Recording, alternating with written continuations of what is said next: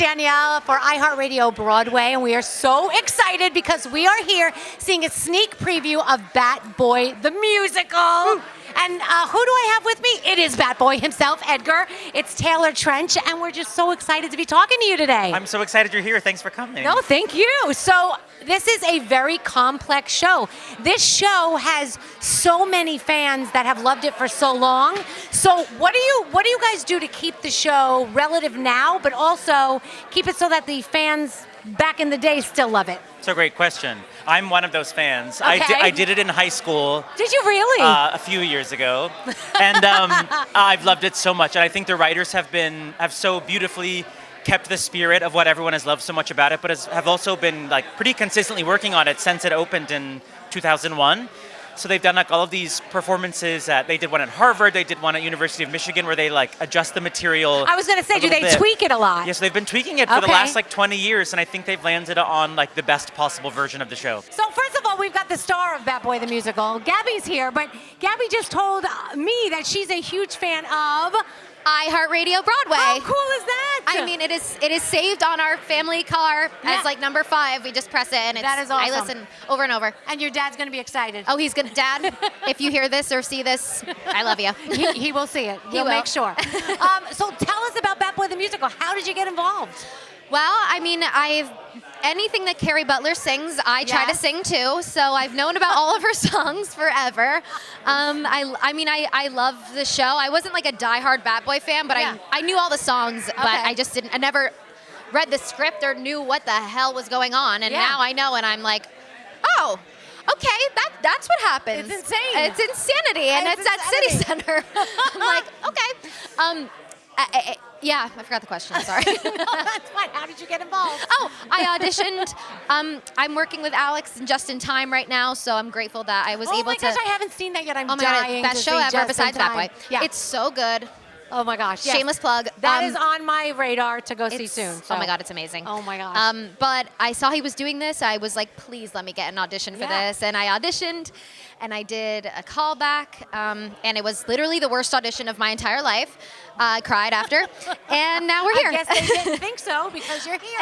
And thank God for Alex Timbers, honestly. So we're standing here with Carrie Butler, Meredith Parker in Bat Boy the Musical. I just saw her in Heathers, and I've known her since Beauty and the Beast. Like over 20 years. It's crazy. Over We 20. were just saying how our kids are 20 years old. Yeah. And that's insane. Yeah. And I remember with your husband working with the Muppets Yes. and everything, right? Uh-huh. Of course, my gosh. You are, I mean, surrounded by Broadway, like, royalty, and I feel like I put you in that category as well. What is it like just being surrounded by so many amazing artists like yourself? It's really great. When the cast came out, I was like, oh my Yeah. gosh. But Alex Timbers is just like incredible. Yeah. And obviously everyone wants to work with him. Uh-huh. But then I think some people didn't even know how good this show is. Yeah. And now they're like, oh, this show is amazing. Yes, we got a little preview, and it looks incredible. I cannot wait to see it. It's really good. And it's like going to be more than you expect. Yes. So you're still doing Heathers. I'm on a break. So now is it because of this that you Yes. decided to take a break? Oh, yeah. And they were cool with it? Yes, Okay. they had to be. No choice. I knew about this, I really, really wanted to do this again. Well, you did this originally. I did this, yes. And, I mean, so what's the difference in when you did it all those years ago and now? It's a lot different. Is It's it? like they changed like half of it, I would say. All this time they've been working on it and improving it. Wow. Yeah, but I played the teen then, and now I'm the mom. Yeah. And it's like I'm growing into because this role is like Yeah. incredible. So cool. For anybody who doesn't know what Bat Boy the Musical is about, how are you getting him in the seats? Okay. Bat Boy the Musical is a story about, you guessed it, a person who is half bat, half boy. He is found in a cave by a trio of local teenagers, and this family in West Virginia takes him in and tries to integrate him into society. It doesn't go super well, it's super funny, really tender and sweet, and the music rocks. Okay. Christopher Seaver. Yeah, hi. He's in Bat Boy the Musical, but I just saw him like 2 weeks ago in Death Becomes Her. Yes, I'm still there. I'm doing double duty right now. Are you Yeah, really? so I'm rehearsing Bat Boy during the day and doing my show at night. And so I've got, for when I leave rehearsal here at 6 p.m., I have about 15 minutes to shove food in my face and then do a show. Wait a minute. A lot of people here say they took like a little leave. No, I'm going to for the performances. Okay. But that doesn't start until next week, so Right. I am doing double duty right Wow. now. Well, Yeah. you are amazing in Death thank Becomes you. Her. You are Thank you. hysterical. I mean, I Thank saw you. you in the Thank prom. goodness I know that show. Yes. This show I'm learning. Do you ever think you're going to get on the stage for Bad Boy the Musical and do something from Death Becomes Her accidentally? Who knows? Who knows? Go to the safety. Go to Yes. I know these lines.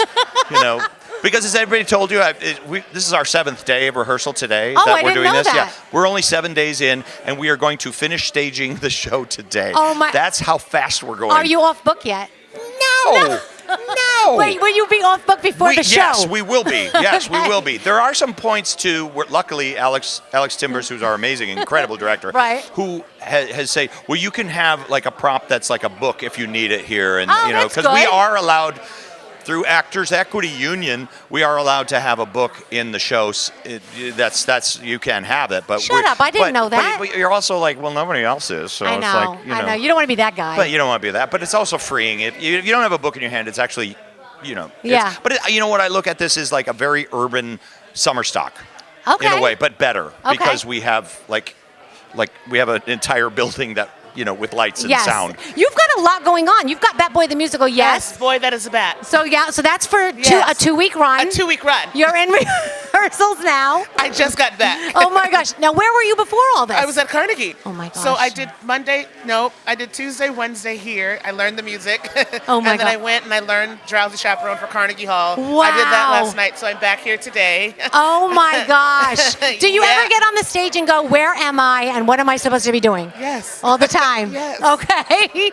But there was something special that drew you to Bat Boy the Musical. What was it? One, Alex Timbers is a genius. Yeah. And this cast, I get to see so many of my friends every day, and the story. I mean, it's a boy that's a bat. Right. It's a cult classic. Yeah. Downtown, it was so cool. And like Carrie Butler was the young one, now she's the mom. Yes. It's like full circle, and I'm so happy to be a part of it. I remember I saw Carrie in Beauty and the Beast. Oh my God, really? Yes, I've known her that That's long. wonderful. It's crazy. She sounds the same. Yes, she really does. It's really maddening. It's crazy. So you tell me how you got involved with the show. Oh, well, they offered it to me, and I was like, yes. So wait, did and- you have to audition or no? Did they just call you? Yeah, they just called me, which was exciting. That's yes. so cool. No, I was like, they said, Alex Timber is directing Bat Boy. Do you want to do it? I'm like, yes. Oh my God, yes. I was like, I've never worked with Alex Timbers. I literally, they could have been like, Alex Timbers is doing something at Don't Tell Mamas. I'd be like, I'm there. I'm there. Yeah.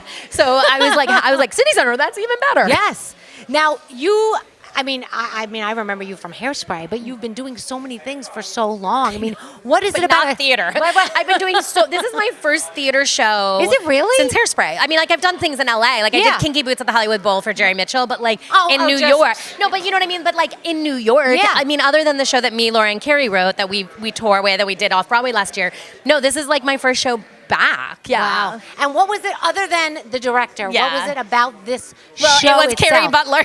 What? So many people are saying that. It was Carrie Butler. When they said Carrie was, I had already known Carrie was playing the role, so I was already like, because we're very good friends, so Yes. she had already told me she was doing it. And then when they called and asked me, I was like, Carrie, I think I just got offered Bat Boy. So yeah, that's why I did it. I actually didn't even know what my part was. Okay. And yeah, Were but you familiar with Bat Boy? because I listened to the soundtrack, I was. Yes, Okay, yes. okay, cool. And I love the soundtrack, and also like Legally Blonde is one of my favorite musicals. So like it's the same music, So Yeah. I was like, I'm in. Yeah. What was it about Bat Boy the Musical that drew you in?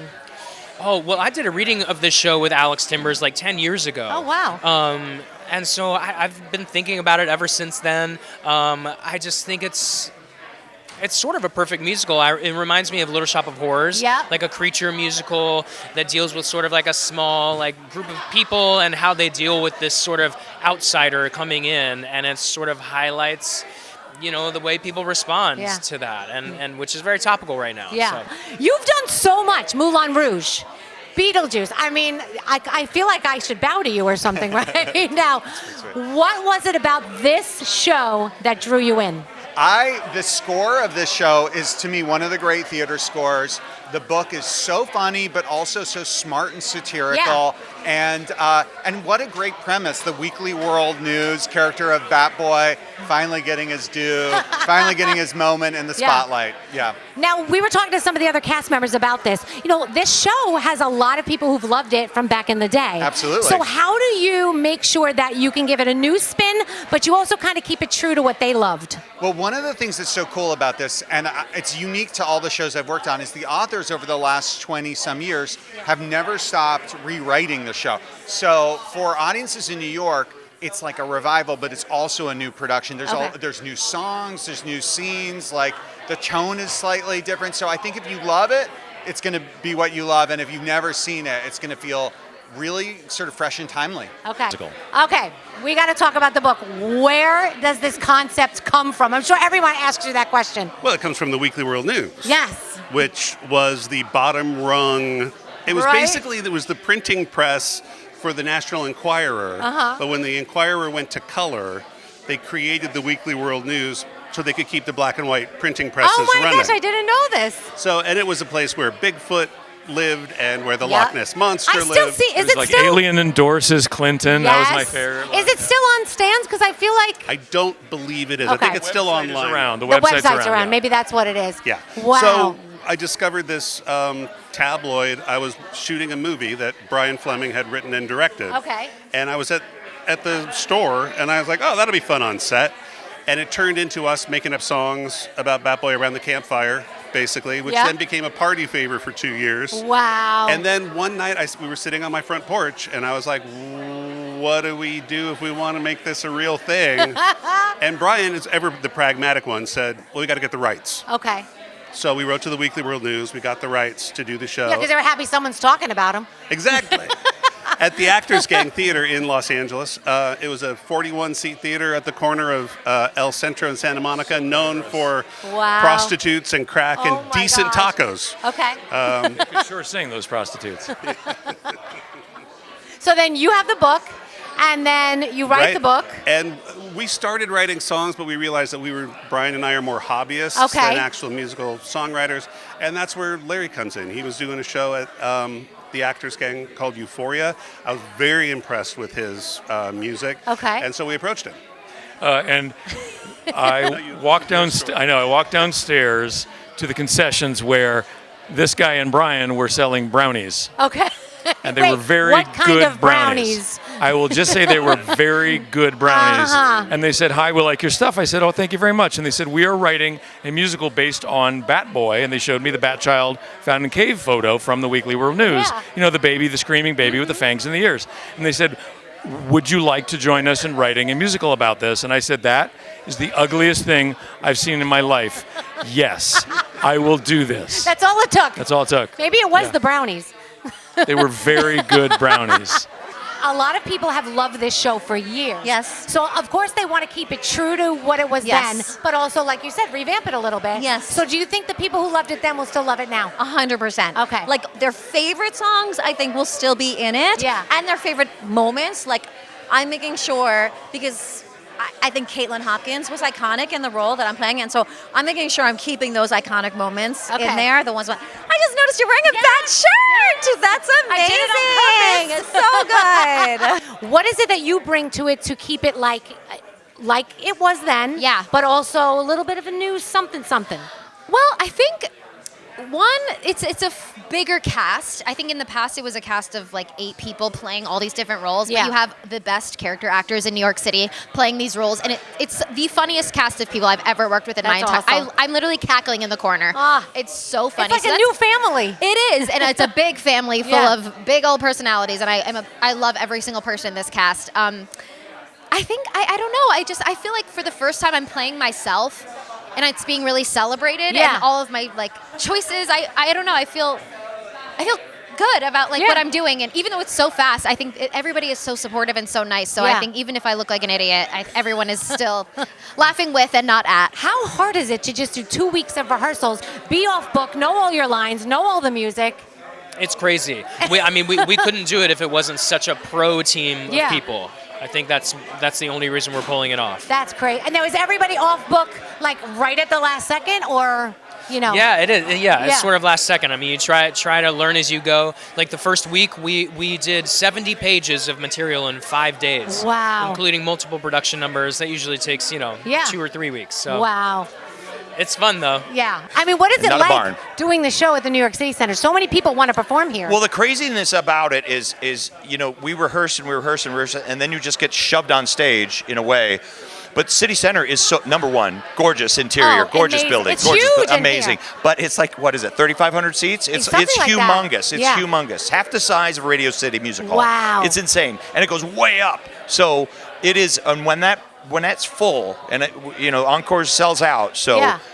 When it's full, it is like, oh wow, the wall of people. It's amazing. That's the gonna be energy, amazing. the energy that you get is The incredible. applause, the Yeah. screaming, it's going to be incredible. Yeah, it's incredible. So what's the difference between doing a show like That Boy the Musical and a show like Death Becomes Her? Well, you know what? I guess the only thing I can think of is the fact that we had more time for Death Becomes Her.